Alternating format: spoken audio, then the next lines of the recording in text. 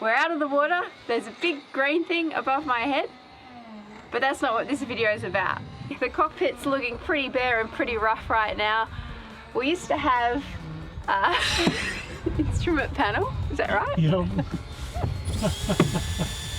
And we ripped that out quite some time ago. We've come up with a different solution and we're going to show you about it in this video. Welcome to Free Range Sailing. For those of you that are new here, our boat Marul is a Clansman 30. She's a fiberglass 30-foot masthead sloop built in New South Wales in 1969. Troy bought her 7 years ago in Cairns and sailed her around the top of Australia all the way to Perth. 3.5 years ago, we sailed north from Perth to circumnavigate the Australian continent together, filming our cruising adventures and attending to any essential maintenance along the way. We are currently in lockdown in Tasmania, the southernmost part of the continent, where we've decided to carry out a long overdue refit. If you want to be notified of all our weekly refit videos over the coming months, make sure you subscribe to our channel and hit the bell button.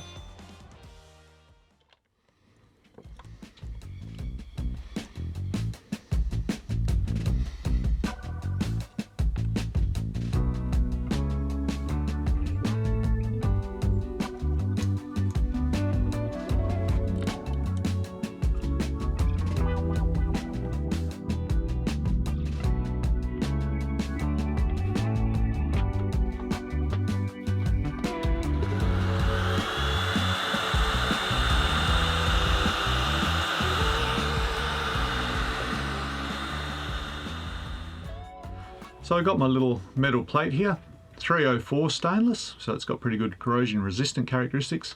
The Murphy gauges, the switch gauges that I'm going to use, they earth through the body, so they have to be mounted somewhere in the electrical system of the boat. So I'm going to mount these in this metal plate like this. Pascale's really happy because they look pretty steampunk. When I put a 5mm bolt through here to secure it, I just need to run a wire from this to the negative, to the engine. If we supply a positive charge to one side of these little LED bezel lights and we connect the other side to our Murphy gauge, what will happen is when the little needle hits one of these contacts, it'll complete a circuit and the light will light up. If I also, in that circuit, include a little piezo buzzer, which cost about $1.95, we'll also get a really loud annoying noise. Because these are incredibly annoying, what happens is when your engine's running and you want to do some fault finding, if you can't turn off that buzzer, it's incredibly intense because you're really trying to figure out, why is my engine about to die? What can I do about it? How close is that reef? Or whatever. And this thing will just be doing a high-pitched whine. So I'm going to put a switch also. It'll turn off this and it'll turn off the lights, but by then the problem has been brought to my attention and I can watch the gauge itself. To mount these gauges, they've usually just got these threaded rods and a bracket that goes on them. And of course, once you attach your little nuts here, it just goes down that threaded rod and it'll push on that bracket and it'll hold the gauge in there nicely. So you can see that by the amount of threaded rod that's here, like this is in 2mm stainless at the moment, but there's probably another, like once we screw this down, there's probably another 6mm in there. So that's the restriction that you can only mount this in about a 1/4 inch sort of panel. And that's why I had this made up. I see it a lot where holes are just drilled straight into whatever and mounting the gauge, but often it'll give you a lot more, you'll have a bit more wiggle room if you actually make a plate up, mount it in the plate away from the workspace, and you'll be able to get all into it. And then when you're ready to mount it, you just have to just drill the holes and put it in place. So I think that's a nicer way of doing it. This whole thing, it looks a little bit like it's just pulled straight off Fury Road on Mad Max, doesn't it, out of one of those cars?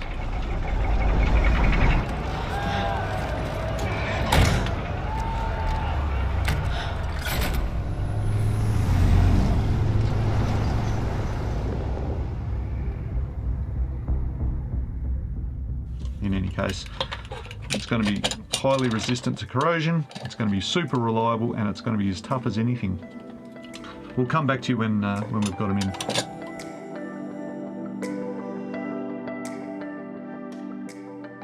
What's this, Pascale?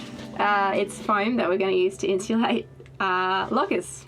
It is. All we're going to do is make up templates out of our beloved MDF. All right. I actually went out and splurged and got another $6 sheet of MDF because the first $6 sheet of MDF we've been using since the start of the refit when we were making the quarter berth lockers 3 months ago. We did pretty well. Yeah. So again, it's just a case of like snapping it off, getting the right shape, and then drawing it onto here and cutting it out and sticking it on. So this has got an adhesive backing. It's a 10mm polypropylene closed cell foam. It's got a pretty nice smooth surface. Yep. And the reason what we're doing with it, we're not putting it in the living space. We're just putting it on the back and I guess the ceiling of our lockers, because when the deck has been freezing, it's just been turning like into a little rainforest in there because we come out and there's drips. The main living area's got good circulation, and we've improved the circulation with these drop boards that we've put on the cupboard here. Yeah. And you can look just when we look over here at the sliding doors, you can crack them at either end, and you get really great airflow through them too. So they're not too bad. Nonetheless, we're going to just insulate it. Now, we don't have a lot of space, as we just keep saying, on our little 30-footer. So 10mm foam is what it's going to have to be. We can't use 1 inch. But this stuff, we've already trialled it and it worked pretty well. Yep. So we'll go and put that in there. We're not using it in mass areas, just where our books are, where the electronics are, and where our clothes are. So I'm not that thrilled by this stuff, polypropylene. I'm not that thrilled by its resistance to fire. But we're not putting it like uniformly through the boat. By the time a fire would get to our lockers, there's probably other things. Well, the boat would have to be seriously on fire. Yeah. Really seriously. There are some things out there for insulating a boat that are paints, and they are really good. They've got good fire ratings. Navies and things use them, but you need to gut the boat and spray them on. So it's a little bit beyond it. So just in these small pockets, that's what we're using. Closed cell, 10mm polypropylene, just like what you'd make your thermal underpants out of. All right. Let's get to it. Craft, activate. Craft, activate. Okay, you ready? Yep. Okay, one that's 600, one that's 230, one that's 250. Yeah, that template's going to be the same for the other side. Yeah, so the good thing about these is the templates are exactly the same for both sides. You just have to remember to flip. If you just draw both out at the same one will fit beautifully and the other one will be backwards. One way around. So you just have to flip one or the other. Where's the other? It's under your leg here.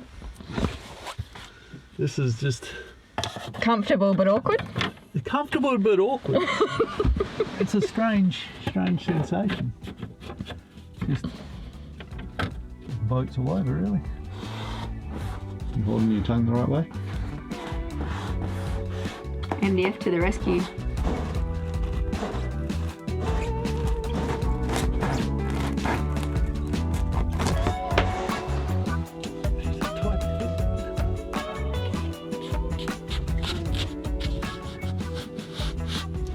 Boy, that stuff sticks. Oh, that's good. Oh yeah, so no air can get in there. That's a nice close gap. Yeah, we need to leave access for all the nuts, so there'll still be a bit of a cold point. We might get an odd drip there. Mm-hmm. We've got pretty good continuity out to there. There's a thickened part of the deck here to take care of the forward lower shrouds, and that's 16mm ply there as well as the deck. So the condensation is not as bad there. So I might just leave that because there's lots of bolts in there to get to. But that has to make some improvement. We'll see. We'll have a little experiment over the next week or two. Mm. It looks a lot better than that grey carpet that you see in a lot of old boats. It's certainly easier to clean than that stuff. A couple of bits. This paper ripped the glue off, and so we had to do them again. Well, we decided if you're going to do it, you need to trace on the foam, not on the paper. And that was when it started. We're having a lot more success. Yeah, because when it's rolled like that, the paper stays tight. Whereas if you want to flatten it out, you start getting wrinkles and things, and it was all a big mess, wasn't it? But yeah. No, you've done a great job there, Pascale. They're all pretty tight fitting. It looks good. By the time we got down to the last couple of lockers, we had our installation technique down pat and things started to run pretty smoothly. Although I did have a little mishap with the spray bottle.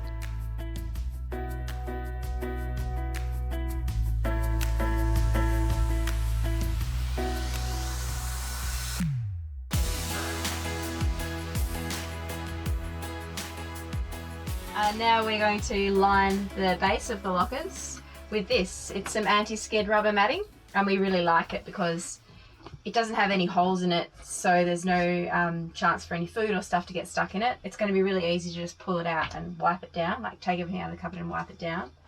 And yeah, it's rubber. These dimples are going to stop things sliding around in the cupboard as well. So I've just been making templates with MDF. Ta-da! As you can see, I've broken up these strips of MDF and then I've hot glued gunned them together, and I get a line of the angles of the locker, and then I can use that to trace the perfect outline of the base of our locker. Right the first time. Yep, right the first time. I was trying to do it with masking tape and it just wasn't working out. It wasn't rigid enough, it was falling apart, and Troy was like, no, we're gonna do better. We can do better than that. You make me sound like I'm a hard taskmaster. Moment of truth. So I traced it and I followed through the lines with a straight rule after, because I didn't quite get the length with the MDF. It's just easier to do it a bit smaller.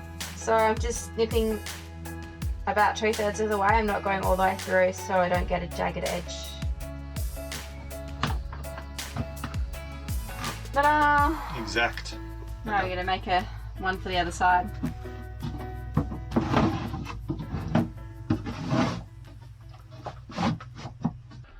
One of the projects I've got today is I'm going to get this nice little flash looking push button, and I'm going to mount this in this enclosure because I want a push button start for my engine. So something that you may not have seen is a step drill. The nice thing about these is because of this shape, they'll give you a hole with a nicely chamfered edge. I've put the little X marks the spot, step drill in, and as we go you can see that as it clears one, it'll step down to the next size, well, step up to the next size, and we'll just keep going till we've got the right size for that switch to fit in.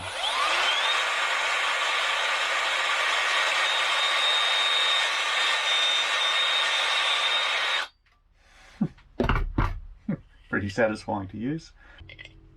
Oh, so we need one more size up, and that's the nice thing about a step drill. You don't have to do any changes or anything like that. Just pop, and it goes through. And it's a really, as you can see, that's not a very aggressive drill bit either. So it doesn't want to grab and throw things.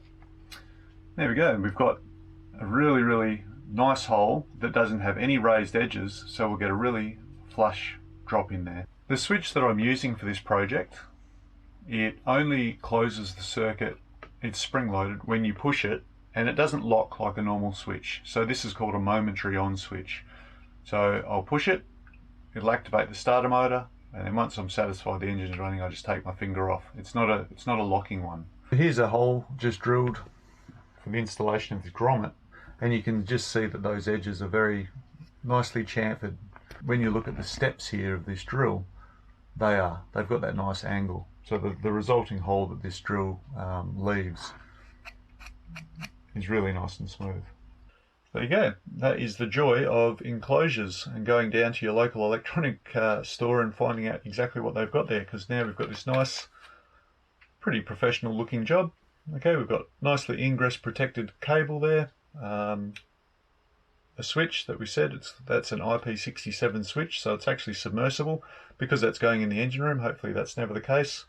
Nice terminals, everything looks nice and insulated, neat, everything's the right length, pretty good. So that's ready for an install.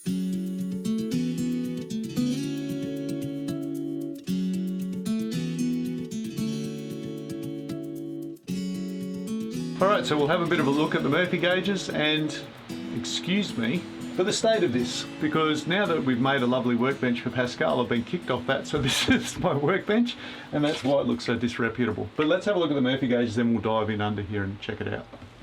So here we can see the Murphy gauges actually installed here, and I'll just show you what those alarms are like.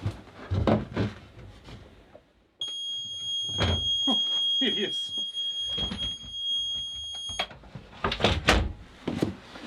So to switch it off, you have to come in and you have to open up this because you're going to check out what the fault was. But that was the alarm. These little piezo's, they're loud. Like you'll hear that definitely over the engine. These mechanical gauges, they look a little bit agricultural, and I don't think they're for everyone. Then again, free-range sailing's not for everyone, so what are you going to do? But the nice thing about the reason I like mechanical gauges is when you're normally troubleshooting on a ship, when all other gauges fail, the first thing that you do is you come and attach a mechanical gauge to check that everything's all right, because you want to see if the gauge is telling the truth or if you have a problem, particularly if it's like the engine's running okay but you know the gauges are telling you that you have an issue. So we've just cut out that diagnostic step, if you like, and I've just gone straight for mechanical gauges.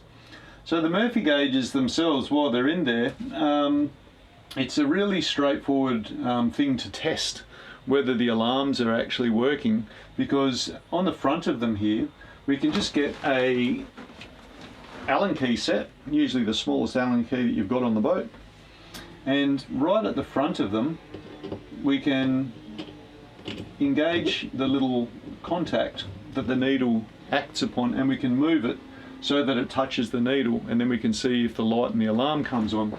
So just brace yourself for a bit of crazy noise. You'll just hear that both alarms go off. The low oil pressure alarm always goes off because the engine's not running, so the needle is always touching that contact. It's always going to go off. But the temperature one, you can set when the alarms go off, and that's the good thing about these Murphy gauges. You can see that as I spin this, that the little contact, you can preset this for any parameter that you like very, very easily, but you can also use that to check if your alarms are working. So we'll do that right now.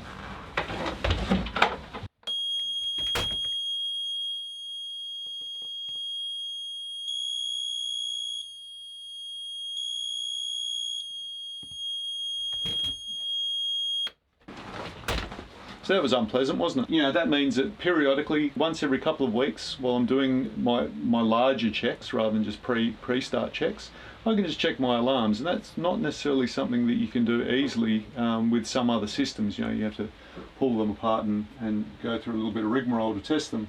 So I like the Murphy gauges for that. So this is the back of our Murphy gauge install.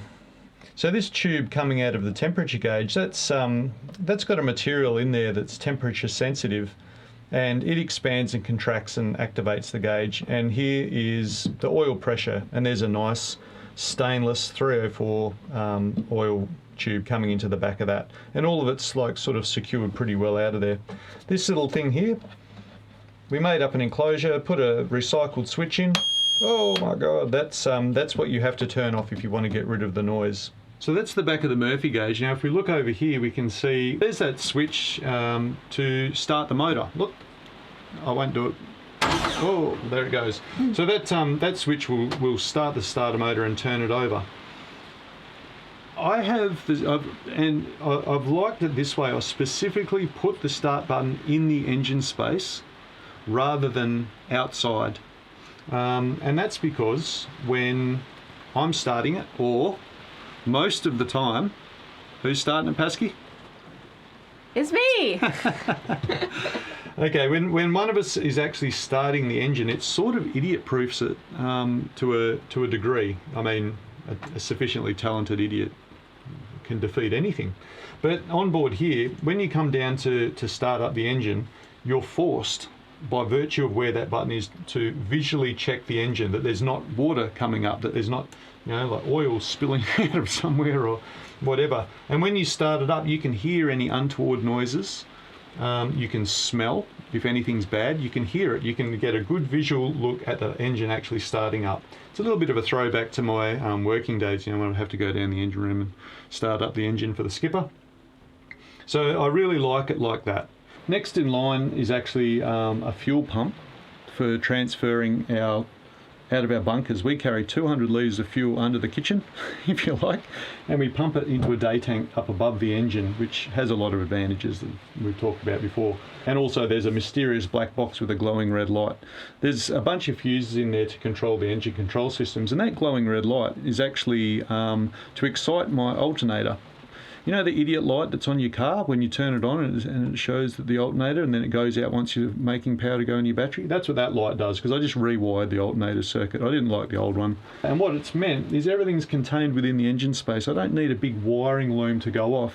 Remember when we took apart the old switchboard, there was a massive wires there to run the engine. They just really weren't required at all. So we've completely gutted all of that, and I've sort of got it self-contained in this little engine room space. I know when I start it up and that little red light goes out that I know my alternator is making power, which is just a nice thing. Yeah, that's about it. Like, this is a big refit, and the engine's sort of missing out. It got its refit last time, but you know what? It's still running fine. It looks shocking. We know that. There's a few other things that we want to do here, but there's not a great deal more that's going to be happening to this engine. We're just going to keep it running till one day it just needs to be replaced. So that's it for him. Next week, we shift our focus from Marul's interior, beginning with a complete mast overhaul in preparation for new rigging.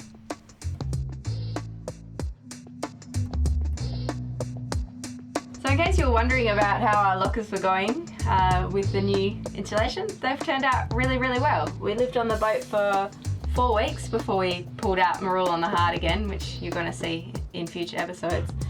And we didn't have any issues with condensation in here. And obviously condensation's a lot worse when you're living on the boat, because we're humans and we're letting out lots of moisture and vapour in the air. So we didn't have any. This is where I keep my diaries and my books, and also some electronics, but they're not in here right now. And I didn't have any issues with moisture in here, which was our main concern. Similarly down here, we have all our books and they weren't getting wet either. And in our shelves, in the V-berth, they were all nice and dry too, so our clothes weren't getting damp and mouldy, which is really fantastic.